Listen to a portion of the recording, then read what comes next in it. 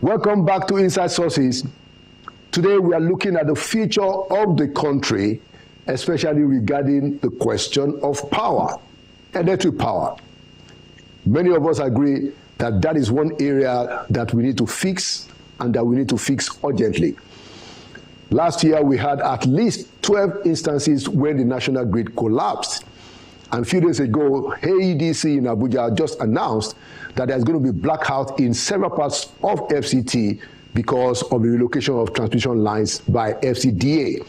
So to join me in that important conversation and to open our Inside Sources today, I have the former managing director of the Nigeria Bulk Electricity Trading Company, Dr. Nnameka Eweduka, who was also a member of the Presidential Task Force on Power Reforms for several years, and who had also worked with the University of London. Dr. Eweduka, you are welcome to Inside Sources. Thank you very much, Mr. Konde. Thank you so much. All right.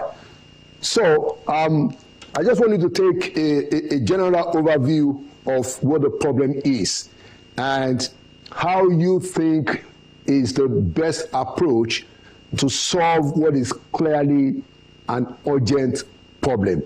Are there very critical parts that you think we should focus on? Or in your own view, with your experience in that sector over the years, how can we sort out this problem urgently? Thank you very much, Mr. Konde. Over the past decade plus that I've been in I was in the Nigerian electricity market. One thing I can say is that a lot of progress has been made. Of course, we understand that Nigerians are focused on, when is it that you have steady, uninterrupted electricity? Now, it's in some ways somewhat akin to, people in a restaurant asking when will the food be served, right? Yeah. It doesn't mean that there's no work going on in the kitchen. A lot of work is going on in the kitchen. But of course, you still understand the perspective of those waiting to eat.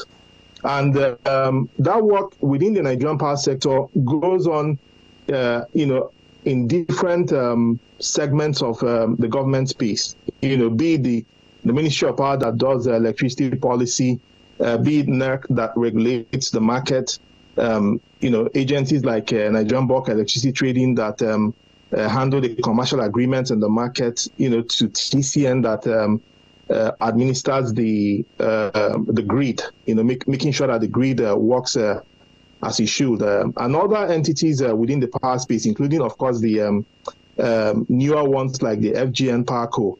that is superintending the Presidential Power Initiative, the government's partnership with Siemens. Now, all these agencies are all working kind of towards addressing different parts of the same problem, but you're dealing with kind of a multifaceted problem that needs a multifaceted approach. In my view, the single most important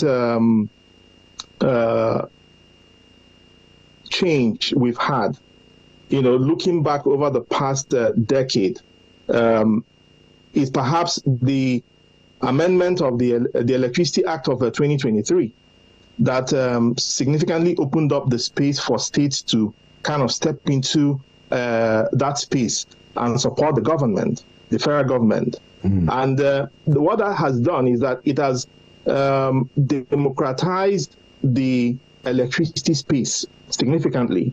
And so you now have up to 8 different states trying different initiatives. I believe that it's a major step in the right direction taken by the current administration. And so when you have states like from Enugu to Ekiti to Ondo to Imo to Edo, Kogi, Oyo, and more recently Lagos, all doing different things. Now, are they all going to get it right? Probably not. Right? But what you now have is that you have different theaters where different things are happening. And ultimately, those that will get it right will become beacons of hope for others that are still coming up. And so whilst looking at the current situation, there's sometimes one is, there's a basis to say, when will this electricity problem be sorted out? but kind of taking a deeper look at what's going on now, particularly at the state level, there is cause for optimism that there is light at the end of the tunnel. Okay, I mean, so that's a bit of optimism, and I want to dig deeper into that. But I wanted to also ask you, as somebody who has worked in that sector for clearly more than 10 years, now, the problem, and I know that, you didn't work with TCN, but, you work in the entire sector. Why do you think it is difficult for us, and this is a society government problem that I wanted you to just give me your own thoughts. Why is it difficult for us to hold the people responsible for the question of the grid failures that we have over and over again? How do you think about this? I know that you are a lawyer, and you handle quite a lot of the regulatory aspect of our power reform. The grid has collapsed over and over again. Is there a reason why we can't hold the people responsible for those collapses? We can't hold them accountable and kind of punish them to deter this from happening over and over again? What's your perspective? Thank you. My view on that really is, again, I'll use the kind of the analogy of saying that my car has broken down, therefore I'll hold the mechanic responsible. That's not necessarily the case.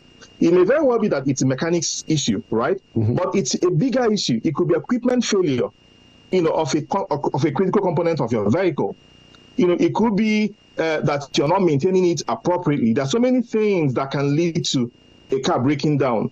Now, in the grid space, I know that late last year, after it had happened a couple of times, the government set up an interagency committee to kind of do a deep dive and advise on what are the issues causing these sorts of disturbances on our national network. And so it's a multifaceted situation. You have the elements of vandalism, right, that sometimes happens. There are also elements of perhaps maintenance that should happen maybe better. There are also elements of investment. More money needs to go into strengthening the grid. There are elements of equipment theft. So it's a multifaceted kind of situation where there are different things happening at the same time. And I believe that having set up that committee and received the report of the committee, I believe that the government perhaps is in a better position now, to actually zero down and kind of cascade down accountability and responsibility, across the chain. I mean, when it comes to things like vandalism, right? Ultimately, it may point to perhaps the need for more synergy between the federal government and the traditional rulers. Because at the end of the day, every single equipment that is vandalized anywhere is within a traditional domain. There is a traditional ruler, there are traditional institutions within that space that can complement efforts being done by the federal government, by the state government, by the local government. So I believe that working together, creating that synergy that pulls in the public, not just as spectators waiting for the system to fix itself, but also recognizing that when something is vandalized, it affects everybody. When your next door neighbor is bypasses the meter, right? It affects everybody. Yeah. When you come across where they are selling scrap metal, it affects everybody, because that scrap metal you're seeing there could be metal taken out from the transformer in your neighborhood. Right. So we need to kind of draw in everybody into that space, because we're all stakeholders in ensuring that this system actually works as intended. Okay, thank you. Maybe the last question is, I want to come back to those new electricity markets that you talked about. You said that we now have about 8 states that are trying to now explore the new amendments that now allow states to regulate electricity. Now, what do you think, in your own view, is the best template. How is it that this can be done that will be to the maximum benefit of the consumers? So I'm saying that, can you give us a model or how this will ultimately, how this can be done in such a way that it will redound to the benefit of the consumers? I know that there's also the investment complement, maybe you also want to address that, but I'm concerned more about what should Nigerians expect, what should consumers expect? How can we do this in a way that will solve the problem and the consumers will benefit as much as possible? Ultimately, for me, one of the key benefits coming out of, kind of the more fragmentation of the power sector, right, is that you're going to have an upsurge in competition, particularly at the state level.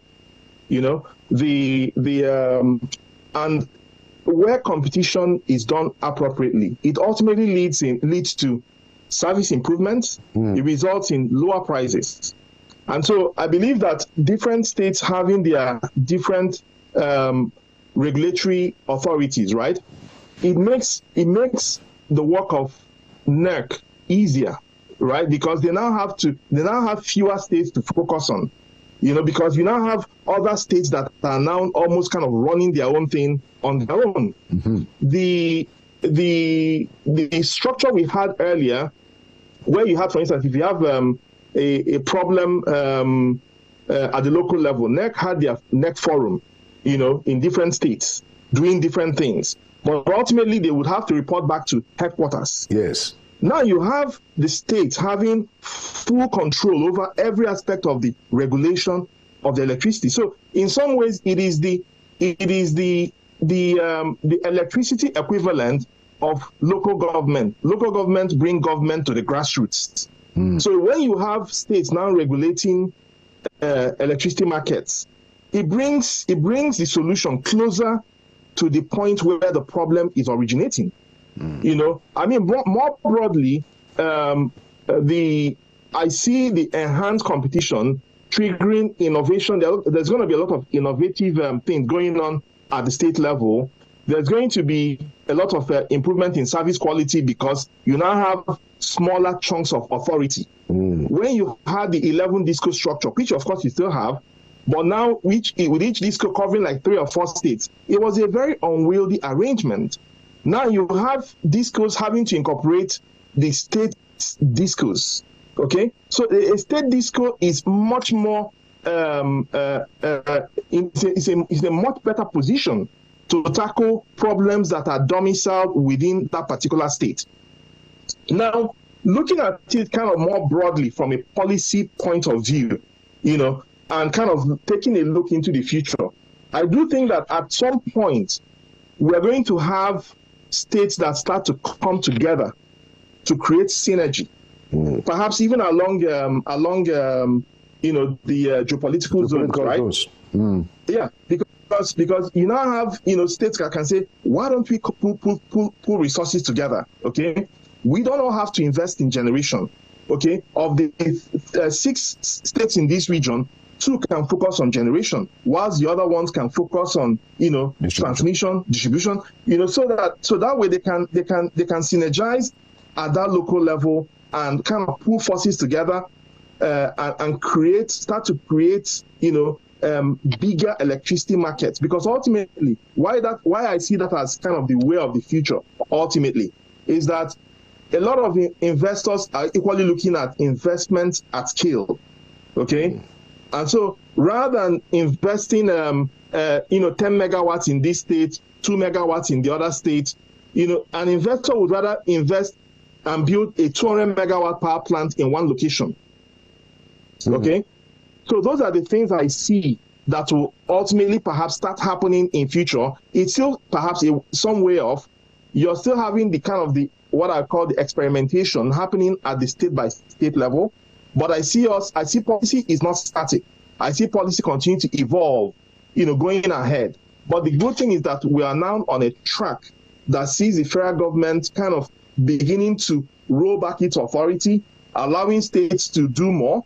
And ultimately, I believe that the consumers will be absolutely in a better position to benefit from the reforms that are going on at the moment. Okay, so do you think that possibly the tariffs will also go down with this kind of new arrangement that we're talking about? Yeah, so that's why I said that wherever there is competition, and wherever competition is well managed, of course, there's a regulatory part of ensuring that competition is fair, right? And that elements that pertain to, for instance, market collusion, etc., are weeded out. So where competition is done right, under proper regulatory purview, absolutely. And of course, even as we are hoping that the power sector improves, and I still believe that power sector will improve, and I believe it's trending in the right direction, it's important to keep in mind that there are some elements of the power sector that are domiciled sort of outside of the power sector. The power sector does not control things like macroeconomic factors. The power sector does not control inflation, does not control exchange rate, etc. Right. And so as all the elements, all the entities, all the stakeholders within the power sector are doing the critical things that need to be done, there's also that need for synergy, kind of nationwide synergy, to ensure that other elements that feed into the developmental space that impact on the power sector are equally kind of trending in the right direction. Interesting. So just to wrap it up, what timeline do you see, as somebody who is very versatile in this sector, what timeline do you see to any of these states being able to get to the point that it will be supplying, electricity to the people in the states? Is it going to take a year, 2 years, from those 8 states? Do you see those who are ahead of the game? I'm saying that basically, when do you think this can become a reality to have the states, begin to roll out their own electricity? It's difficult to say. Why do I say that? First of all, there is a part about having the appropriate manpower, okay? The electricity is one of those areas where, it takes a while to have trained hands. There are regulatory, there are electrical issues, there are legal, there are commercial, etc. All those that's a lot of expertise, and there's only so much that can go around, right? Even as between all the 8 states. So different states will have different levels of speed in having the appropriate people in place to actually do the work. Okay, given the fact, of course, that we are in a democratic space where elections take place, every 4 years. 4 years. I see a lot of governors that equally want to make clear impact, before the next election cycle. Because you need to present tangible, concrete outcomes to the people before they can vote for you. And so I see that given that the next elections will be taking place, in short order, I believe that a lot of governors are mindful of that and will do the needful to make sure that their citizens actually start seeing the benefits, that their citizens understand that this is not just kind of policy reform, but that this is actually tangible, concrete reform that actually has impact on their lives. So do you think any of the 8 states will be able to roll out electricity before 2025? Yes or no? Is it possible? Is it possible? It's difficult to say, but what I'll say is that what I see is very encouraging. What I see is very encouraging from Enugu to Lagos or other states. I see a lot of enthusiasm. I see a lot of enthusiasm. I see a lot of determination. I actually think that if you look at the factors that drive development, I actually believe that enthusiasm, that determination, that quest to make a difference, I actually rank it higher than technical expertise, right? Because if you have the technical expertise, but you don't really care, then there's really no development. But if you are absolutely committed to making a difference, if you are altruistic in your thinking from a public policy point of view, if you really love your citizens, then every other thing will fall in place. Every other thing will fall in place. So I believe that that those sorts of factors driving the electricity space, starting from the act being enacted to the states that quickly saw the benefits in keying into it and quickly taking steps to, set up committees to advise them, etc. Now moving on forward to having their laws in place. Now moving on further to, a lot has, it's been quite some speed, I must say. So I think that there's a lot of enthusiasm, there's a lot of determination, there's a lot of passion.